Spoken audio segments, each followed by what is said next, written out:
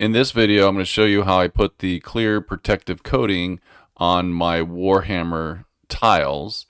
And we're also going to do a comparison with some of the original 1995 Warhammer tiles. And you might already notice a problem.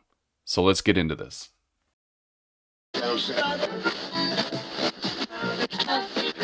Welcome to Solitary RPG. Okay, in this portion of the video, I'm going to go through and show how I apply the glossy protective coating on these tiles.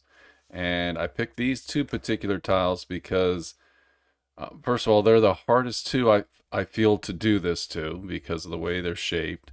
Also, these were the hardest two to glue also because of the way they're designed. There's some warping in these, and it's simply because of the surface itself, or the design itself, that just makes it harder to glue them together. You can take some of the warp out by bending a little bit, and it does take a little bit of the warp out, but it's not bad enough to where I can't use them.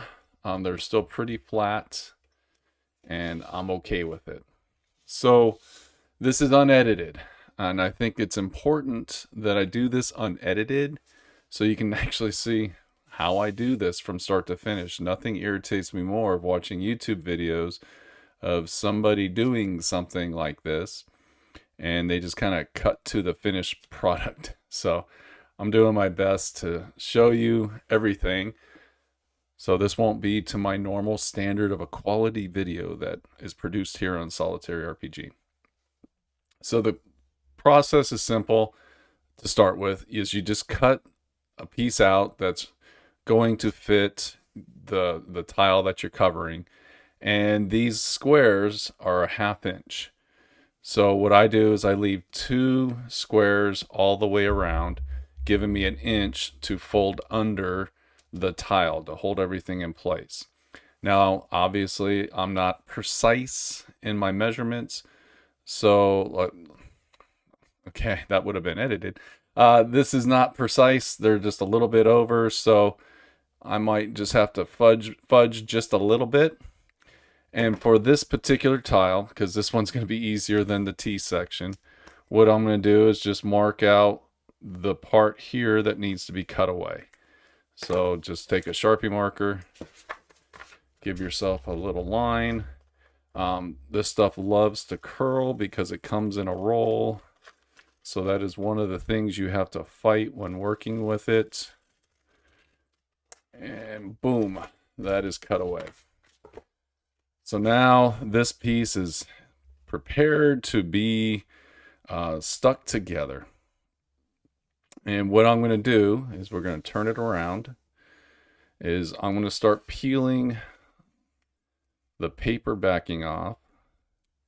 And sometimes this can be a real challenge to get this paper backing off, simply because of the way it works. It's a sticker, and there's no way to get it started.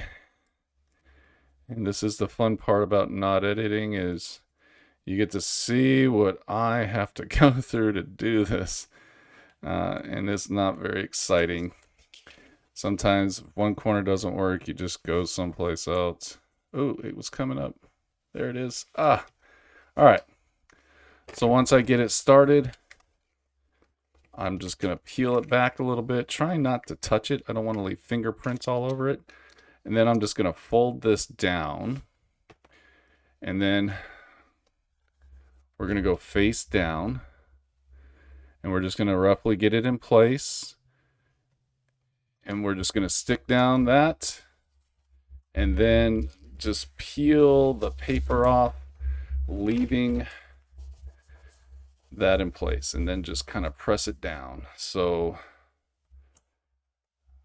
trying to pick this up without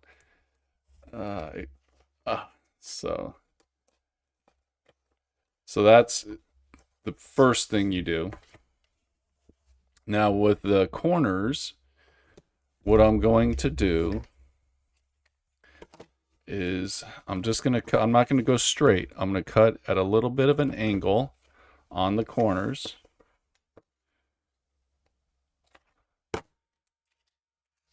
As you can see here, it's just a little bit of an angle, because if you go straight, if you don't get it perfect, you're going to probably have a little bit of the plastic hanging over. And this is a book binding technique, and part of this video series is talking about book binding. And that is how you do the corners when you do a book hardcover.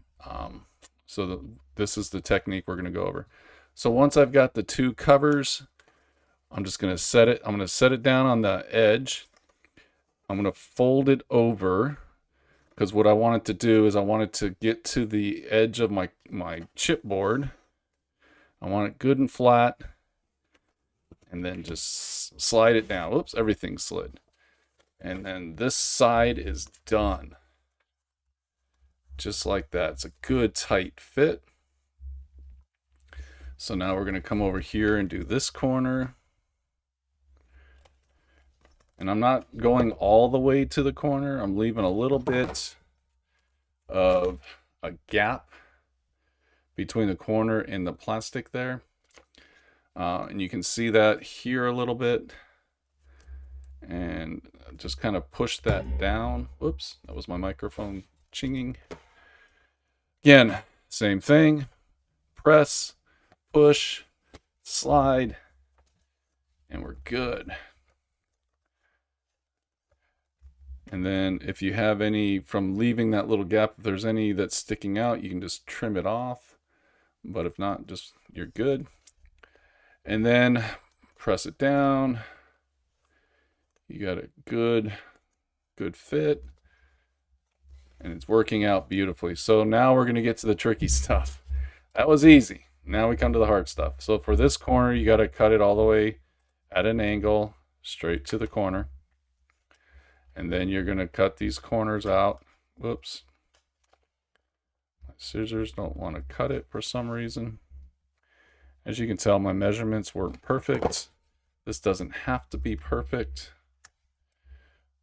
Because this is just folding under and just holding everything down. So this corner you're going to have to do by hand. So what you're going to do is you're going to start from the printed side and just start pushing it up, and then just slide it down.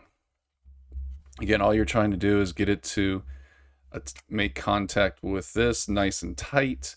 You don't want like an air bubble or anything there if you can avoid it. And then for the short end, just flip, and there it is. And nice and secure. And then we're going to do this last corner.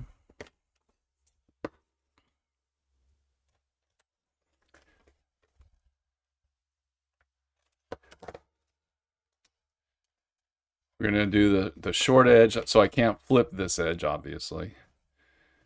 So we're just going to start here, just start slowly pushing it up, and then slide it over. And then here, we're just going to do the flip. And then you can see this edge right here, there's a little piece sticking off. Because I didn't cut all the way to the edge, you just trim that off and you got a nice covered corner. And that's one of the reasons why you do those angles, is you don't go all the way to the corners. You're trying to get coverage on the very corner of these. And that is how hardback books are made, actually. They just fold the paper like that. Trim there. So this tile is officially done. And yeah, it does still have a little warp in it. I'm just going to have to live with that. But it looks good. It looks shiny. You can see how shiny it is. So yeah, done. So let's move on to the next one. So this one's harder. So for this one, to do my measurements, I have to do it as if I was sticking it to the paper, or to the adhesive, the clear stuff, because when I cut this, like this one I could flip around because it's pretty much the same, but this one I can't. So this has to do this one face down. Like I said, this one's just a little bit trickier than the others. So we're going to put it down, and then we're going to mark off where we want to cut off the excess. And it looks like I went a little bit bigger on this one than I had to, but that's okay. We can live with this. We're going to cut that out. And we're going to cut that out. Unfortunately, you know, it's hard to see the lines. They're there, but over the text. So if you're like me, you may have to wear your glasses. Simply because I don't see as well as I used to. I'm not 20 anymore. And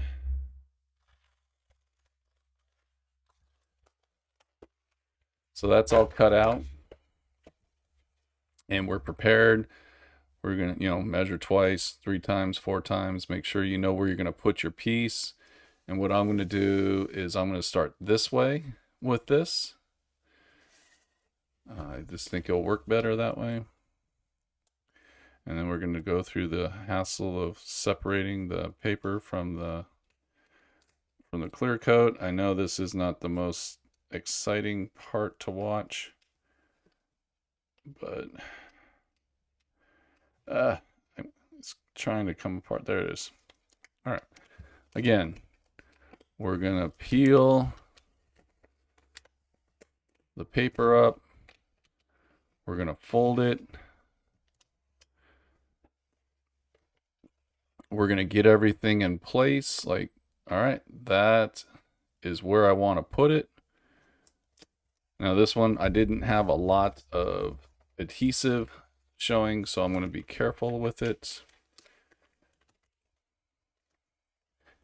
I'm going to start pushing it down as I peel the paper.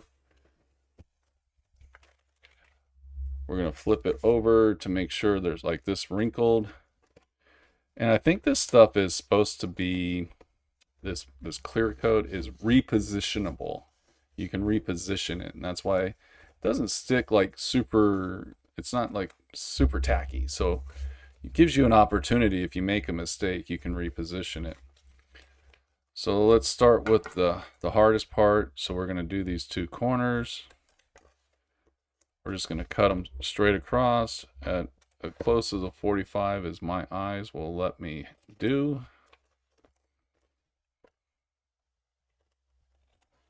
Just going to cut the little excess off.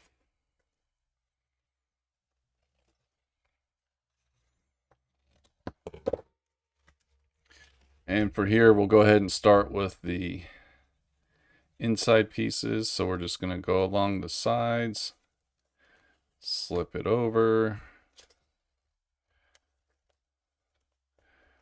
Just making sure we got good contact. That's all we're looking for, some good contact.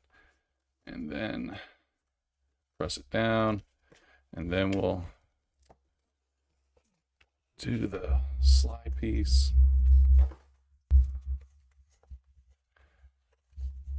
Make sure everything's good and down. Just rub it down. And then just move on to the next one.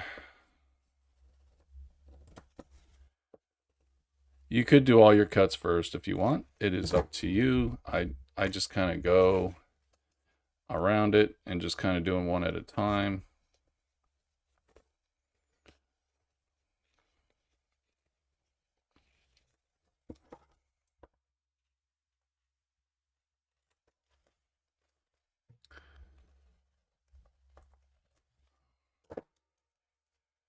All right, and then we'll do this end cap. Again, just want to get it nice and tight. I keep moving my mat, sorry about that.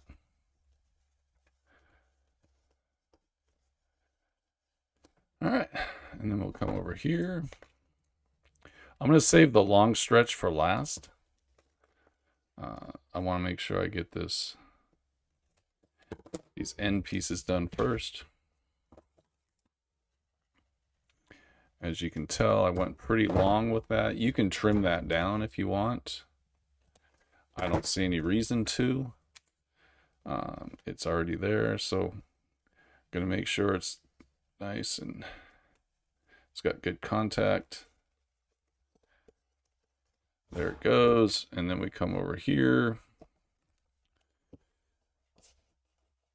We're just pressing everything down. Oh, it's stuck it to my cutting mats. One of these days I should do a green screen and make this like on fire or something like that. Have some fun with that. All right, and then the last big one. Nice. And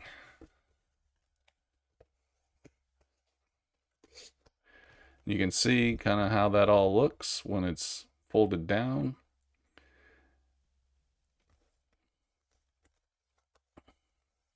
And then it's all glossy and shiny. And again, I think this is going to offer some extra protection. Is it necessary? Not necessary. I don't think it's necessary, but I do. My prints came out pretty matte. I don't have a, I'm using the Epson 2803, and it's a good printer, but the print quality is what you would expect from like a $200 printer. And I'm just using 28-pound paper, nothing, it's not glossy paper or anything like that. It's just print quality paper. I guess I could probably go get like high gloss paper or something like that. I don't know. But for what I'm doing, I think it's working out just fine.